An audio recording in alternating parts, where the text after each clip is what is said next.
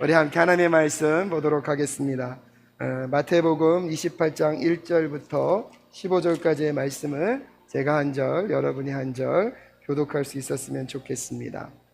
마태복음 28장 1절부터 15절까지의 말씀입니다. 제가 한 절, 여러분이 한 절 교독합니다.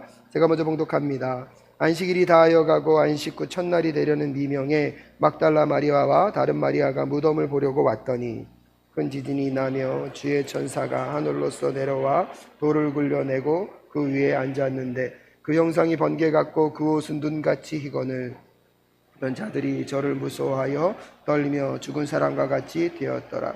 천사가 여자들에게 일러 가로되 너희는 무서워 말라. 십자가에 못 박히신 예수를 너희가 찾는 줄을 내가 아노라.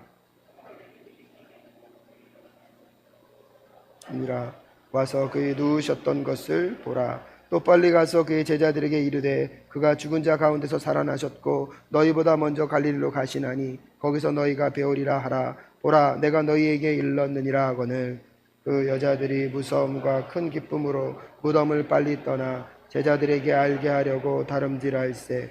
예수께서 저희를 만나 가라사대 평안하느뇨 하시거늘 여자들이 나아가 그 발을 붙잡고 경배하니 예수께서 가라사대 무서워 말라. 가서 내 형제들에게 갈릴리로 가라 하라. 거기서 나를 보리라 하시니라. 여자들이 갈째 파수꾼 중 몇이 성에 들어가 모든 된 일을 대제사장들에게 고하니 그들이 장로들과 함께 모여 의논하고 군병들에게 돈을 많이 주며 가로되 너희는 말하기를 그의 제자들이 밤에 와서 우리가 잘 때에 그를 도둑질하여 갔다 하라. 만일 이 말이 총독에게 들리면 우리가 권하여 너희로 근심되지 않게 하리라 하니 다 함께 읽겠습니다. 군병들이 돈을 받고 가르친 대로 하였으니 이 말이 오늘날까지 유대인 가로되 두루 퍼지니라. 아멘. 오늘 하나님의 은혜의 말씀이 저와 여러분에게 임할 수 있기를 주님의 이름으로 축복합니다. 새벽줄 새벽기도회 동안에 사실 우리 부사역자님들이 더 많이 수고하셨는데 제가 목이 쉬어서 혼자 일 다 한 것처럼 티내서 죄송합니다.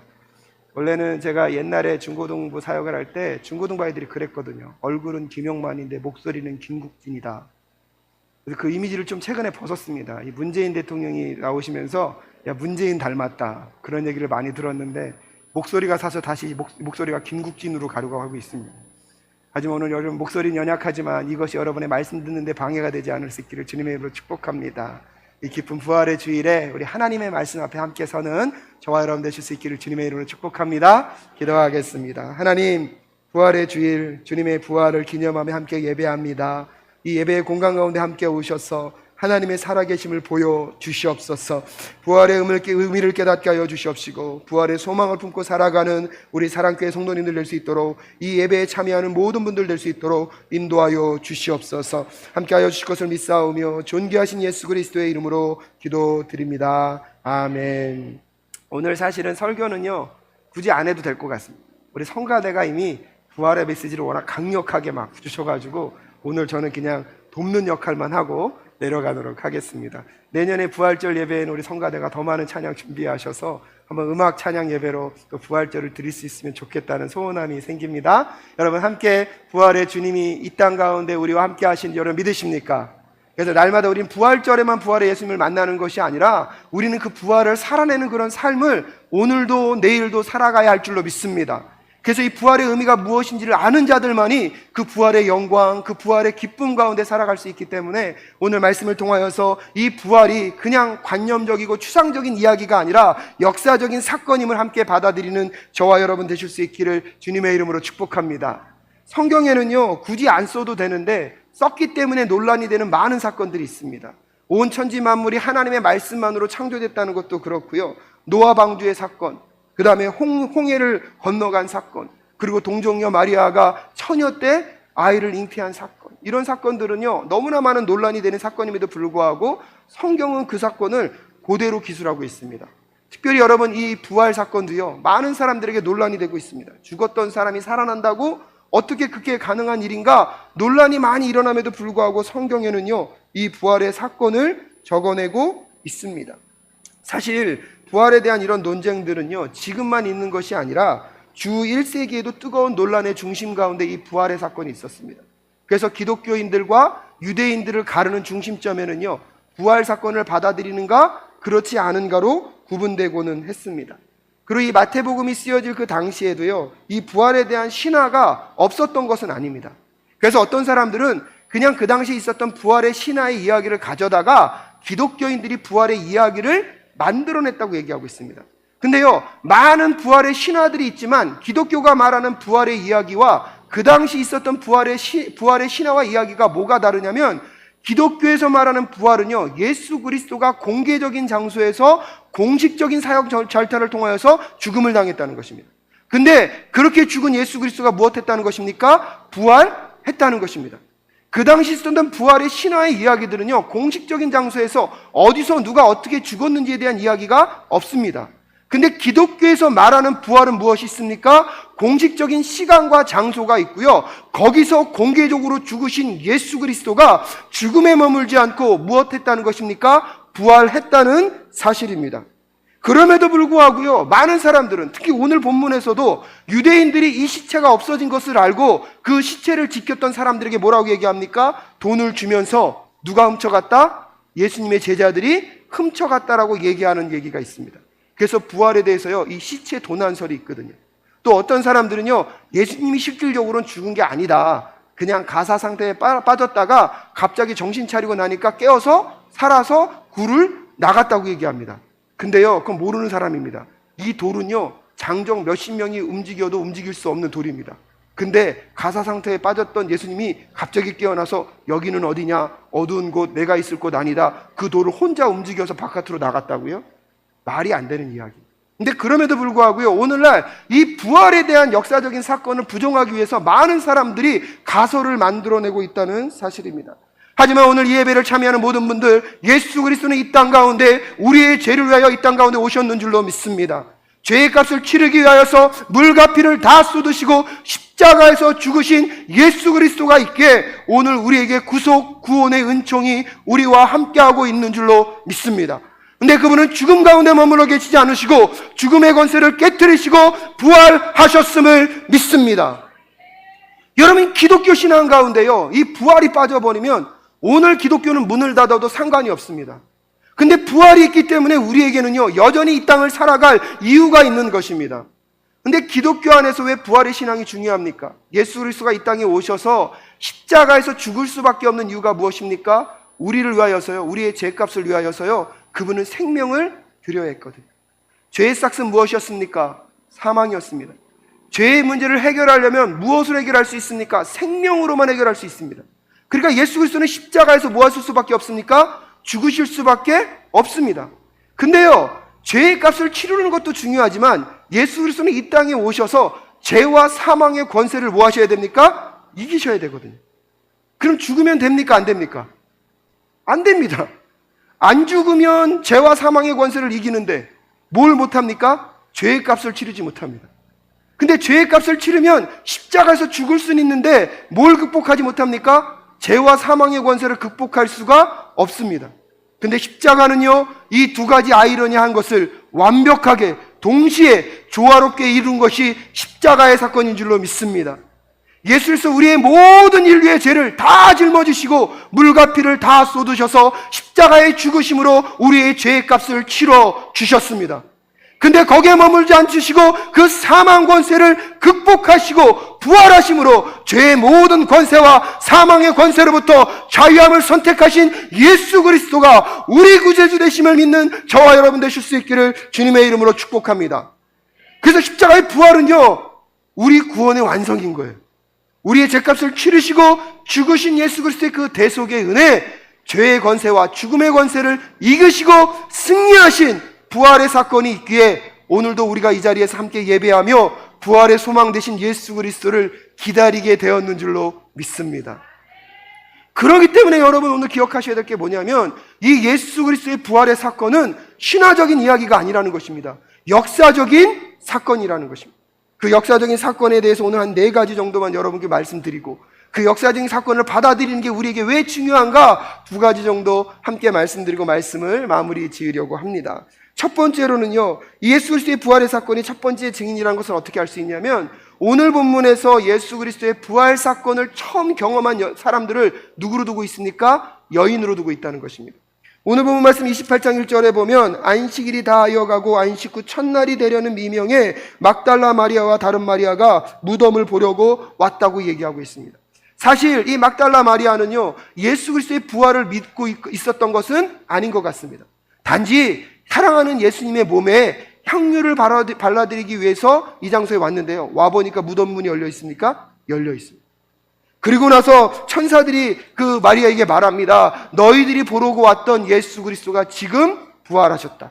제자들에게 빨리 가서 예수 그리스도가 부활하셔서 어디 가서 기다려라? 갈릴리에 가서 기다리라고 말하라는 그 증인으로 누구를 세우고 있습니까?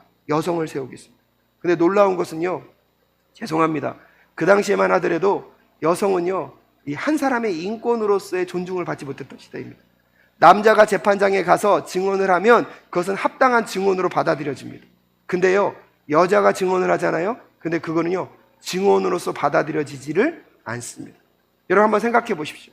제자들이 이 이야기를 꾸며내려 그러면 이 꾸며내는 이야기에 신빙성을 더하려면 그거를 말할 만한 사람이 신뢰할 만한 사람이어야 합니까? 그렇지 못한 사람이어야 합니까? 만약에 꾸며내려고 그랬으면 여자가 첫 주인이 되면 안 됩니다. 왜? 법정에서도 여인이 분명히 봤음에도 불구하고 내가 그거 봤습니다 얘기하면 그게 법적인 효력이 있습니까? 없습니까? 없었던 시대입니다. 근데 성경은요, 굳이 그럼에도 불구하고 첫 번째 본 막달라 마리아가 무덤을 처음 받고 부활을 처음 경험한 사람이라고 묘사하고 있습니다. 그것은 무엇이기 때문입니까? 사실을 기술하려다 보니까, 여러분, 만들어내는 이야기가 아니라 사실을 기술하려다 보니까 부활의 첫 경험자가 누구라는 것을 언급하고 있는 것입니까? 마리아라는 것을 언급하고 있는 것입니다.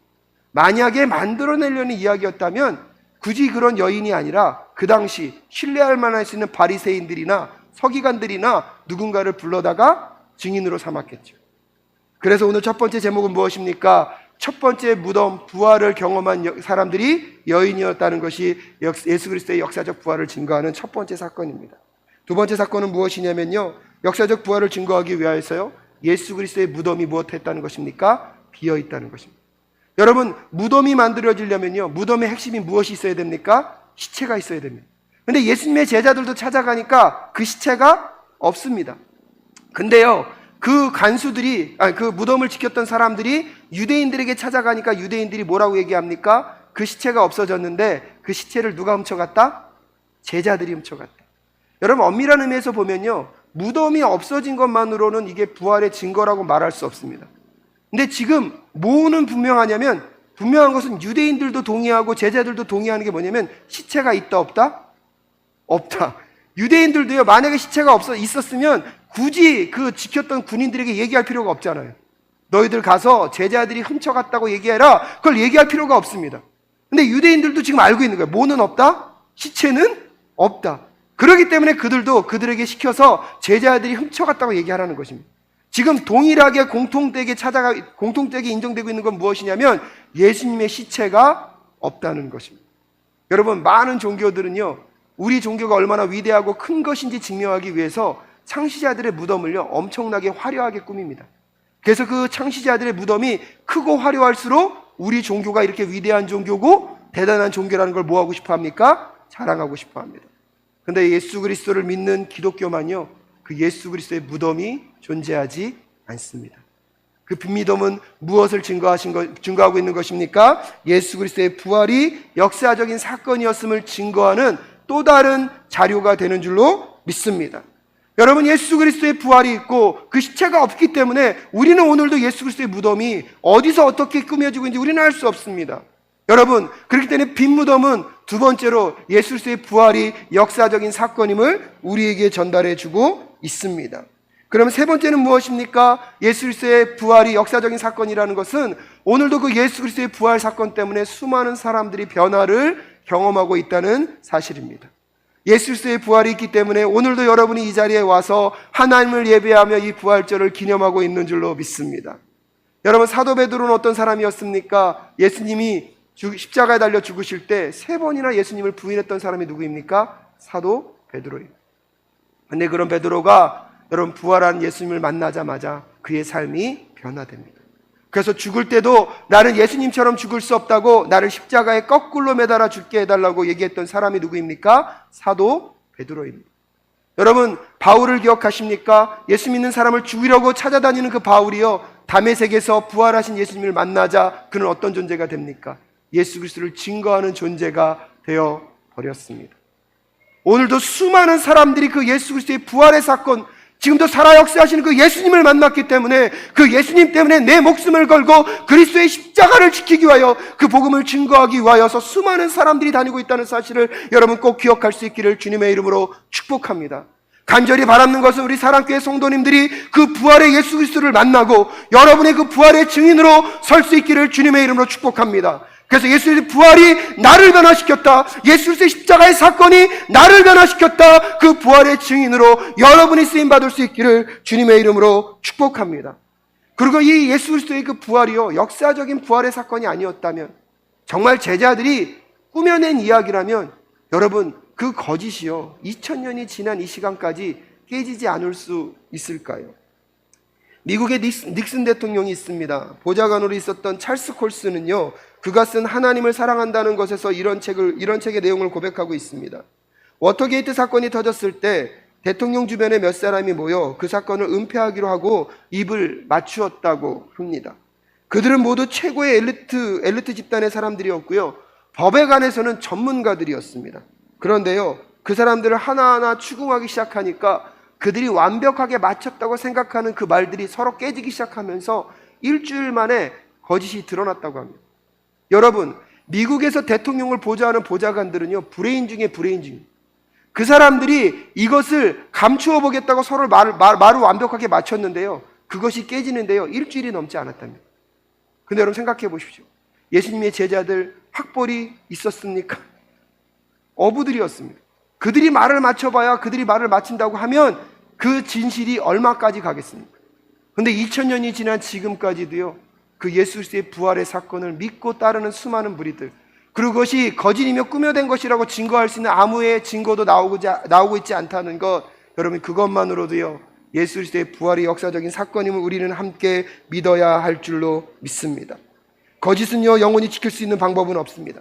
거짓은요, 스스로 그 정체를 반드시 밝혀낼 수밖에 없습니다. 근데 2000년이 지난 지금까지 부활의 이야기가 거짓이 아님을 오늘도 우리가 믿고 따라갈 수 있다는 것, 그것은 부활이 역사적인 사건임을 여러분 분명히 깨닫는 자들만이 깨달을 수 있는 진리인 줄로 믿습니다. 여러분, 부활이 역사적인 사건인 4가지를 말씀드렸습니다. 첫 번째는 무엇입니까? 부활의 증인으로 여성을 선택했다는 것. 두 번째는 무엇입니까? 여러분, 무덤이 비어 있다는 것입니다. 세 번째는 무엇입니까? 지금도 그 예수 그리스도의 부활의 사건 때문에 수많은 사람들이 변화를 경험하고 있다는 것입니다. 네 번째는 무엇입니까? 그것이 꾸며낸 얘기라면 거짓은 여러분 2000년이 지난 시간까지 지켜낼 수가 없습니다. 그것이 역사적인 사건이기 때문에 여러분, 부활의 사건은 지금도 많은 사람들에게 여러분 전달되어지고 이야기되어지고 있다는 사실을 기억하는 저와 여러분 되실 수 있기를 주님의 이름으로 축복합니다. 근데요, 이 역사적인 부활 사건을 믿는 게 왜 이렇게 중요합니까? 이 부활이 역사적인 사건이라고 믿는 것이 우리에게 왜 그렇게 중요합니까? 그것은요, 첫 번째로요, 예수 그리스도의 부활은요, 예수님의 주장의 확증이기 때문입니다. 예수 그리스도가 부활하셨기 때문에 예수 그리스도가 말하는 것이 거짓이 아니라 무엇임을 우리는 알 수 있습니까? 확실한 사실임을 우리는 알 수 있습니다. 마치 뭐와 똑같습니까? 예수 그리스도께서 이 땅에 오셔서 말씀하셨습니다. 내가 곧 길이요 진리요 생명이니 나로 말미암지 않고서는 아버지께 올 자가 없다. 오직 나만이 구원의 길이고 내가 구원을 줄 수 있다고 예수 그리스도께서 말씀하셨습니다. 내가 하나님의 아들이고 독생자 예수 그리스도의 메시아 되심을 예수 그리스도는 끊임없이 증거하셨습니다. 근데 그게 말로만 머물렀으면 안 돼요. 죽으시고 부활하신 사건으로 그 말이 빈말이 아니라는 것을 예수 그리스도는 우리에게 뭐 하셨습니까? 확증하셨는 줄로 믿습니다. 그건 뭐랑 똑같습니까? 저희 아들이 드디어 수학 천재가 되었습니다. 곱셈과 나눗셈을 하기 시작했습니다. 여러분, 웃으시는 거 보니까 안 믿는 것 같습니다. 제가 아무리 여러분에게 곱셈과 나눗셈을 하기 시작했습니다 막 증거하는데 여러분들이 안 믿잖아요. 근데 그럴 날이 곧 오겠죠. 우리 아들이 여러분 앞에서 미분과 적분을 막 풀고 있어요. 그것은 무엇을 의미합니까?